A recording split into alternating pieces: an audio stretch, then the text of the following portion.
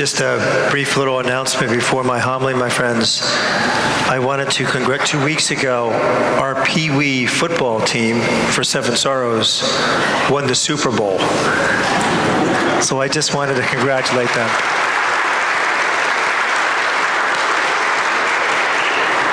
Their equipment looks bigger than they do, my friends. It's cute, though. And also, I just want to congratulate some of the parents and students that actually go to Middletown. Some of them play in the football team, and they just won their quarterfinal match. So I just want to, again, congratulate you as well, and hopefully you continue with that. Wonderful. It's some sad news with that, though, my friends. There's some parishioners, Joey Keating. There's no relation to me, but his parents, Rochelle and Brian, go here. And, of course, the kids went, Joey went here to Seven Sorrows. He and a Scott Schaefer were driving back. I'm not familiar with Scott Schaefer, but they were coming back from the football game and got in a terrible, horrible accident. Both are in the burn unit in Lehigh Hospital. I'm not sure it was Scott, but I do know Joey will make it, but his injuries are extensive and his recovery is very, very long. So please keep Joey and Rochelle and Brian and the complete family and Scott's family as well in your thoughts and prayers. Thank you. Today, my friends, in this gospel tells each one of you, Jesus says it, not me, stay awake. Did you hear that? It says stay awake. So you have to stay awake for this homily.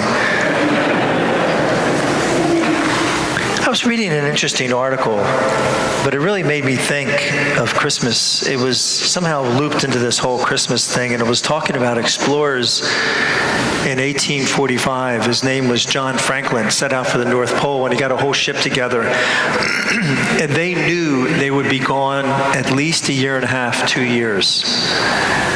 So you would think they would pack accordingly. They were found years later frozen to death on their ship. But what was amazing was some of the stuff they had brought with them. They brought fine china. They bought decorative books, not books that you read, decorative books that are there for show.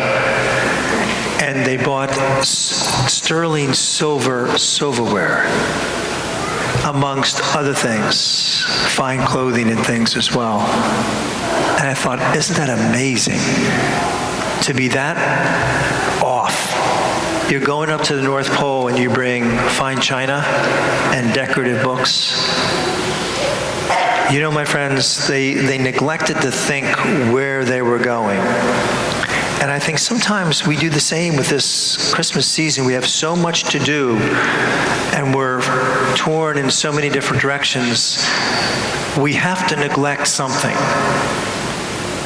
We have to neglect something. But normally, sometimes we neglect the wrong things. We neglect the wrong things. I was reminded of a painter, Peter Bruegel. He's from the Netherlands. And you can Google the picture of it like I did. It's called The Census. And it shows this marketplace, and people, they're registering there for the census, so they're all in line, and there's people shopping and things like that. Then if you Google, you look on it on the screen in the corner, and you can barely notice them, is a man leading a donkey and a very pregnant wife. And it's obvious who it is. It's Joseph and Mary. But when you look at that picture, you don't even notice them. They get lost in the shuffle of the crowd. And the article was that. It was like, Christmas gets lost in the shuffle, doesn't it? The spirit of Christmas. And that's what Advent is. It's preparing us for the spirit of Christmas, as the other things of Christmas as well. But we need to prepare. That's why Jesus is saying, look, stay awake, be conscious. You must be prepared for this beautiful feast day. Charles Lindbergh, as you all know, flew across the Atlantic Ocean. His nickname was Lindy, Lucky Lindy. What you probably don't know about him was he had a job, and his job was to fly postal service to different cities, of which he did. And he had some good friends in some of those cities, so he'd fly to a city, and sometimes he would stay there, stay with them socially, either go out to dinner and then stay overnight at a hotel, and then head back to where he was going. This was 2 years before he actually made his flight when this incident happened. He was in San Diego with a real good close friend. They went out, he did his mail run, then he went out for dinner. He stayed in the hotel, both together in the same room. And the other man got up to go to the bathroom and noticed that Lindbergh's bed was empty. And he was startled at first until he saw Lindy, as he called him, sitting by the window. And he goes, "Lindy." He goes, "For goodness sake." He said, "What are you doing?" He goes, "I'm practicing." "Practicing for what?" He goes, "I'm practicing staying up all night." He knew that he was going to fly across the Atlantic Ocean and would have to stay up all night. And so he was practicing. He was practicing. You see, my friends, almost 99% of the time, when we're prepared for something, it works out. When sports teams are adequately prepared for the most part, they win. When we go into a test adequately prepared, we usually do well.